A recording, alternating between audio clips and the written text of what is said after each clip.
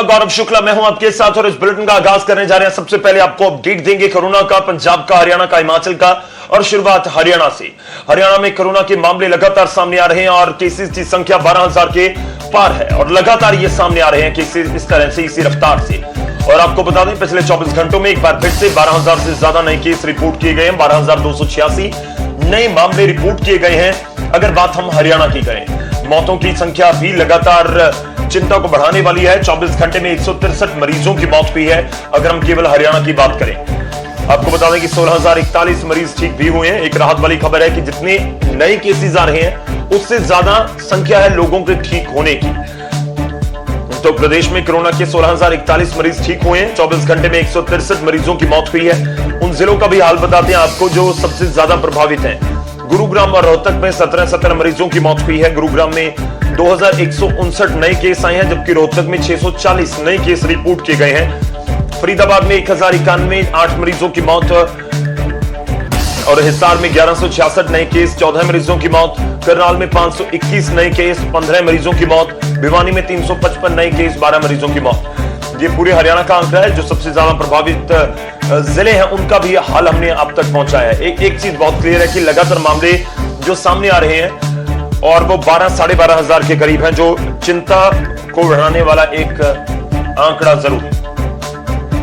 चलिए और अपडेट लेने की कोशिश करते हैं कि खास तौर पर जो दिल्ली एनसीआर से लगते हुए जिले हैं जो इस समय बहुत प्रभावित नजर आते हैं, वो चाहे गुरुग्राम हो, फरीदाबाद हो या सोनीपत हो या रोहतक हो, इन जिलों में मौजूदा स्थिति क्या है। सीधा रुख करते हैं रोहतक से। हमारे सहयोगी हमारे साथ जुड़ रहे हैं धीरेन्द्र चौधरी। धीरेन्द्र, जानना चाहेंगे क्योंकि रोहतक तो अब हॉटस्पॉट की तरह ही बना हुआ है और जो मौतों की संख्या है वो जरूर चिंता वाली है। 640 नए केस हैं लेकिन मौत की संख्या 17। आप गुरुग्राम को देखिए, गुरुग्राम में 2,000 से ज्यादा मामले हैं, यानी लगभग 3 गुना मामले हैं रोहतक से, और मौत की संख्या वहां पर भी 17 है, वो भी कम नहीं है। लेकिन अगर मौत दर निकाली जाए तो रोहतक इस समय बहुत ज्यादा प्रभावित नजर आ रहा है। धीरेन्द्र, देखिए गौरव, एनसीआर तो प्रभावित है ही, लेकिन रोहतक भी उसकी चपेट में आ चुका है। अगर सिर्फ रोहतक की बात करें तो हम पिछले साल से लेकर अब तक के जितने लोगों की मौत हुई थी उनमें से 50% से ज्यादा लोगों की मौत सिर्फ अप्रैल और आज तक के यानी कि आधे मई तक हुई है। 1.5 महीने में इतनी मौत हो गई जितनी पूरा साल में लोगों की मौत नहीं हुई थी। कोरोना का संक्रमण जिस कदर तेजी से फैल रहा है, सरकार भी चिंतित है। सरकार ने 2 बार लॉकडाउन लगाया, नाइट कर्फ्यू भी लगाया और एहतियात बरतने के लिए लोगों से अपील भी की। उसका एक असर भी देखने को मिला। गौरव, मैं ये बताना चाहूंगा कि हरियाणा के अंदर जो एक्टिव केस हैं उनकी संख्या 1,20,000 तक पहुंच गई थी, लेकिन अब घटकर वो 1,04,000 तक रह गई है।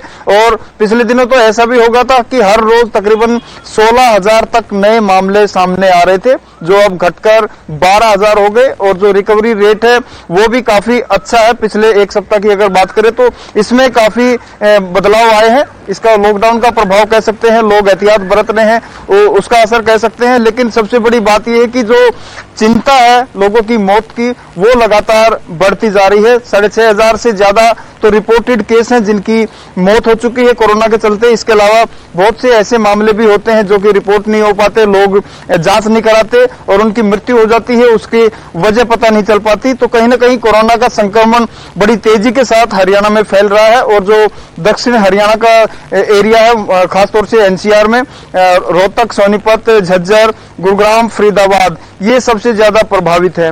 हालांकि गनीमत ये है कि अभी कुछ सुधार हो रहा है, लेकिन चिंता अभी भी लगातार बढ़ी हुई है। तो हरियाणा हॉटस्पॉट बना हुआ है और रोहतक पीजीआई की अगर बात करें तो प्रदेश का सबसे बड़ा हॉस्पिटल है। इसके सभी इसको तकरीबन 1,000 बेड का कोविड हॉस्पिटल तब्दील करने की कवायद थी। हालांकि अभी कुछ कमी आई है, पहले ऑक्सीजन की भी कमी थी और बेड्स की भी कमी थी, लेकिन उसमें सुधार हुआ है, लेकिन खतरा अभी टला नहीं है। गौरव, शुक्रिया धीरेन्द्र, धन्यवाद हमारे साथ जुड़ने के लिए, इस पूरी बातचीत के लिए। तो एक चीज तो साफ है कि लगातार मामले बढ़ रहे हो, चाहे रोहतक हो या हरियाणा के दूसरे जिले हों। और थोड़ी सी राहत इस तरह से भी है कि मामलों की संख्या जितनी है वो 12,000-12,500 पर है, लेकिन ठीक होने वालों की संख्या इस समय ज्यादा है। लेकिन जिस तरह से धीरेन्द्र भी जिक्र कर रहे थे कि ये संख्या 1 लाख के पार है जो एक्टिव केस है, तो बहुत बड़ी संख्या है ये। शुक्रिया धीरेन्द्र, धन्यवाद हमारे साथ जुड़ने के लिए।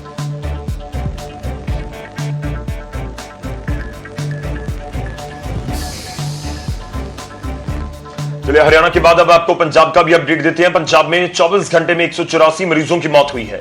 जो कातिल रफ्तार है कोरोना की पंजाब में भी लगातार जारी है और ये वो राज्य है जहां पर मौत दर शुरुआत से ही ज्यादा रही है। देश के अगर तुलना की जाए देश के साथ, देश की मौत दर जो है उसके साथ, तो पंजाब में कोरोना की कातिल रफ्तार जारी है। पिछले 24 घंटों में 184 मरीजों की मौत हुई है, जबकि 8,494 नए केस भी पंजाब में रिपोर्ट किए गए हैं।